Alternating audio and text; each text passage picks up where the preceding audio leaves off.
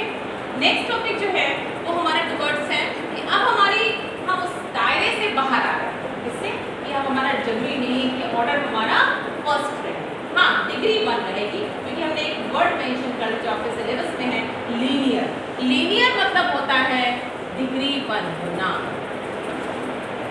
Okay, degree 1 रहेगी।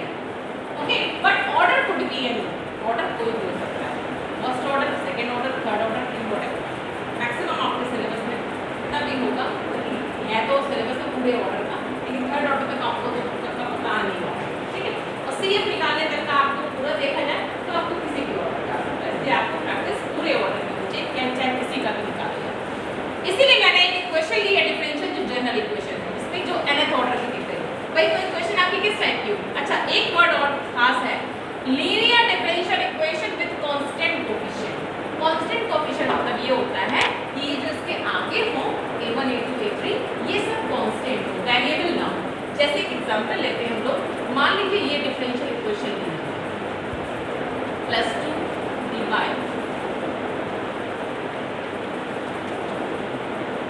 देखिए ये इसी तरह की है, क्यों, a1 की वैल्यू 2 है और a2 की वैल्यू -3। एक चीज ध्यान रख दीजिएगा, इसके आगे भी कुछ हो सकता है, इसके आगे भी कुछ हो सकता है, लेकिन आइडियल इक्वेशन जनरल फॉर्म तब देखते हैं जब इसको डिवाइड करते हैं, इसका कोएफिशिएंट 1 लेते हैं।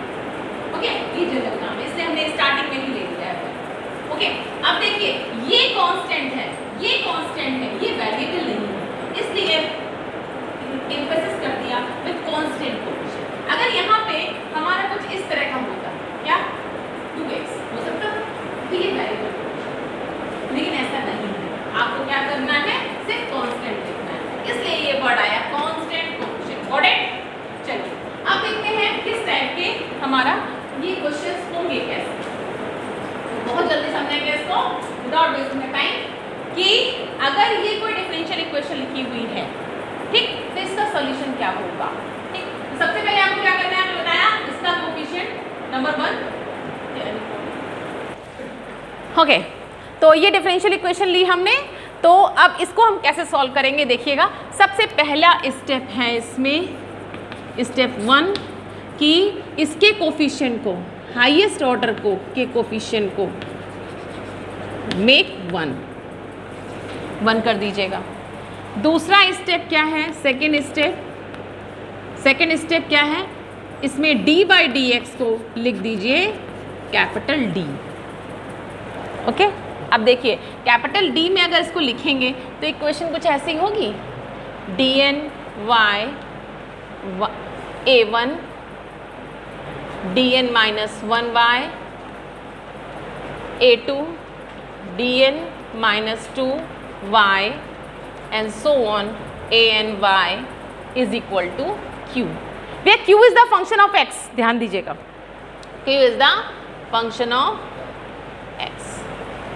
ओके, एक तरह से हमने इसको d ऑपरेटर मान लिया है, d/dx को d ऑपरेटर मान लिया है।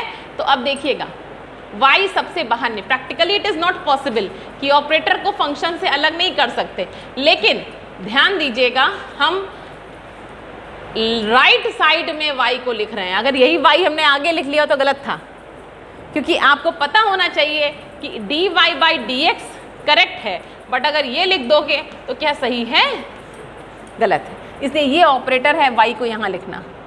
Okay, and this is q।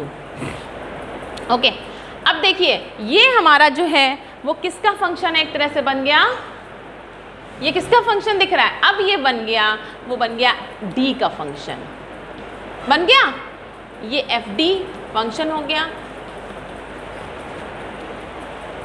Okay, अब आपको नेक्स्ट स्लॉट में क्या करना है, थर्ड स्टेप में क्या करना है, आपको d को m पुट कर देना, d को m पुट कर देना।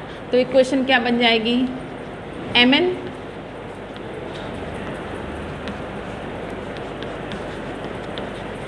अब यहीं से बात थोड़ी टर्न हो गई।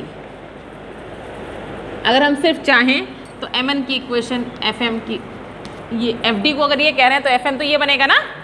अब ध्यान दीजिए ये m की एक तरह से इक्वेशन है, इन पावर कितनी पावर है इसकी, n। तो इसमें m के कितने रूट्स होंगे? n रूट्स होंगे। सो यहाँ पे अगर देखें रूट्स ऑफ m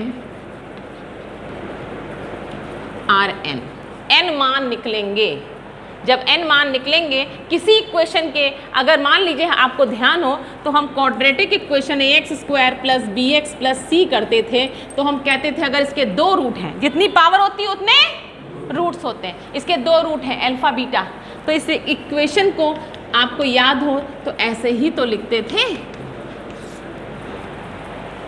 ओके, जितने रूट्स होते हैं उसको हम इस फॉर्म में लिख सकते हैं। तो यही काम हम अगर इसमें कर दें कि अगर इसके रूट्स जो हैं m के वो n हैं, कैसे कैसे n, जैसे m1 m2 ऐसे ऐसे करते करते n रूट्स होंगे ऐसे, तो क्या हम इक्वेशन को ऐसे लिख सकते हैं m minus m1 m minus m2, yes और no?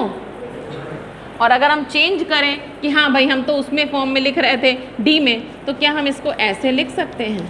Now this equation reduce to d minus m1 d minus m2 and d minus mn और y लगा दिया। बताइए, एग्री? एग्री? ओके, नाउ अगर ये इक्वेशन सेटिस्फाई कर रही है तो इसके सॉल्यूशन कैसे होंगे? मतलब कि एक सॉल्यूशन तो इसका बन सकता है क्या? ध्यान दीजिएगा, d भाई इक्वेशन को अगर सेटिस्फाई, अगर हमने कह दिया q का मान हम 0 कर रहे हैं, इफ सपोज अगर हम कह रहे हैं q 0, आपको हमने बताया था कि इस इक्वेशन के 2 सॉल्यूशन होते हैं लास्ट लेक्चर में, CF और PI। CF deals with left side and PI deals with right side. तो अगर हम CF की बात कर रहे हैं तो हम Q को 0 ले सकते हैं थोड़ी देर के लिए, फॉर किसके लिए? CF के लिए, कॉम्प्लीमेंट्री फंक्शन के लिए।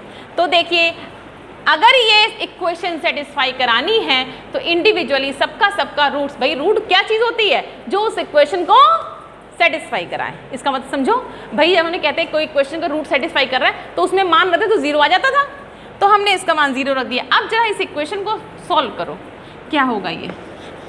ये d को क्या कहते हैं?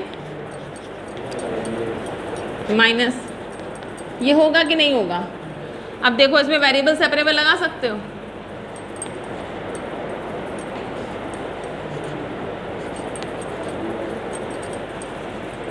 कह सकते हो ऐसे?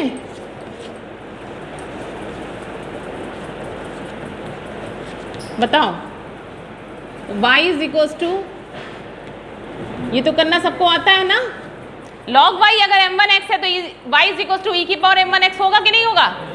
इसी तरह से निकल सकता है क्या? y similarly y is equals to e की power m2x, similarly y is equals to e की पावर m3 है। ये सारे सॉल्यूशन जो तुमने निकाले हैं, इस साइड दिख रहा है, अगर ये सारे सॉल्यूशन तुमने निकाले हैं, इसी को बोलते हैं कॉम्प्लीमेंट्री फंक्शन। क्या निकला तुम्हारा सॉल्यूशन? क्या निकला?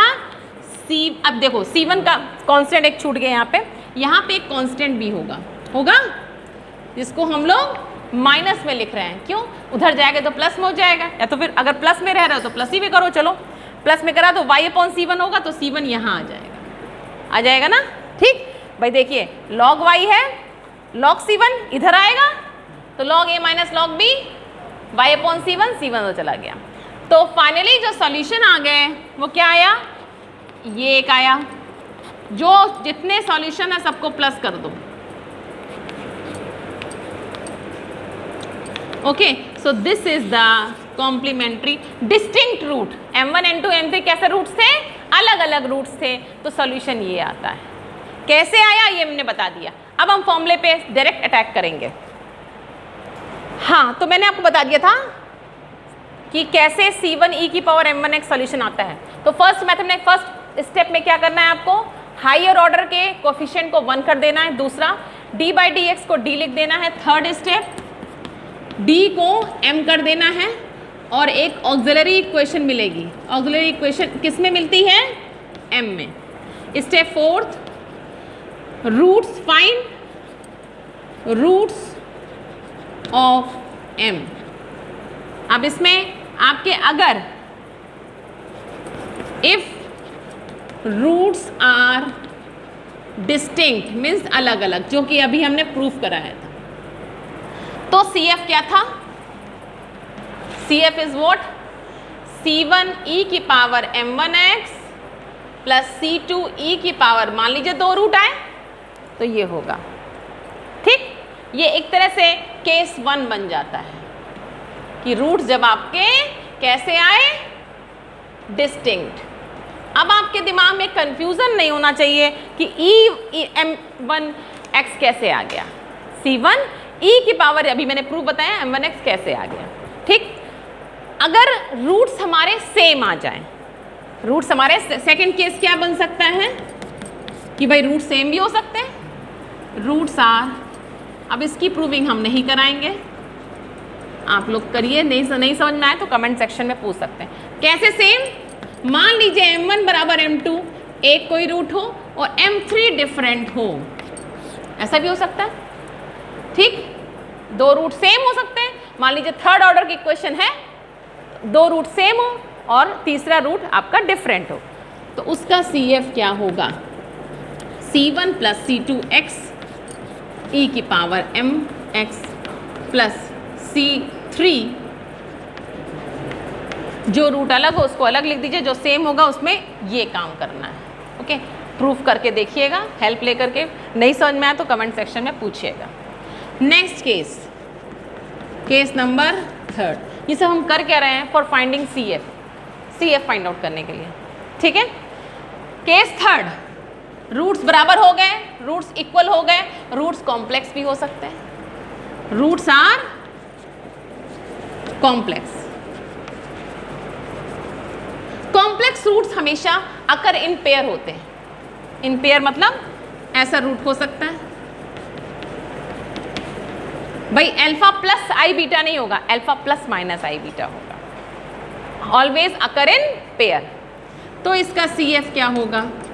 e की पावर अल्फा x। अब ये देखिए, इसमें कायदे से 2 रूट छुपे हुए हैं, तो जब 2 रूट है तो 2 कांस्टेंट होंगे, तो C1 cos बीटा x, इस सब का फॉर्मूला है, बुक से ट्राई करिएगा, समझने की थोड़ी बुद्धि चलाइए अपनी, नहीं समझ में आए तो कमेंट सेक्शन में पूछिए। C1 cos beta x plus C2 sin beta x, जैसे कि मान लीजिए रूट है 2 प्लस 3i, तो अल्फा की वैल्यू क्या होगी? 2 और बीटा की वैल्यू 3, ओके। पहले इस पे फोकस करते हैं, इनके क्वेश्चंस पे, इतने 3 केसेस पे, ओके। तो कल हम इसके केसेस बताएंगे।